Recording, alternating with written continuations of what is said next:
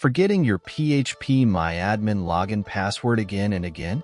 This is not a specific problem. Majority of users encounter this trouble frequently while logging into their PHPMyAdmin accounts.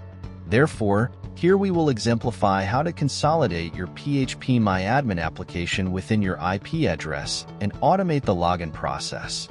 To do this, first, you have to navigate to the docs folder where you need to click on the MySQL folder and then config.inc PHP file. Next to this, you have to click on the Open with Code option as shown in the video. Once the coding section has been opened, then you have to paste the automation code here. Hold down for a while and listen. If you're working on the live server, then you have to paste the live server code here.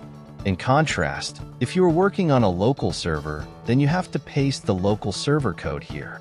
To paste your demanding code, you can copy it directly from the description box as we have mentioned both codes there. If you're working on the local server, then you just have to paste the code and then have to take it back to the login process of the PHPMyAdmin platform. As you will refresh the page, you can see that you have been logged in automatically.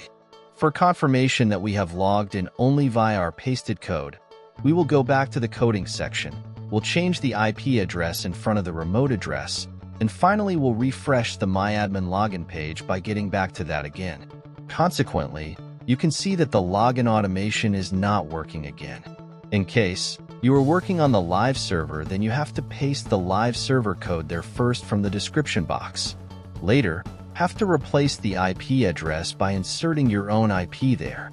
For this, you have to browse "What is my IP?"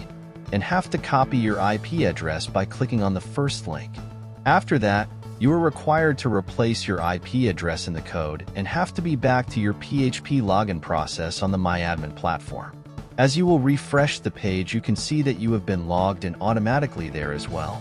This is how you guys can log in to PHPMyAdmin without inserting your username and password manually.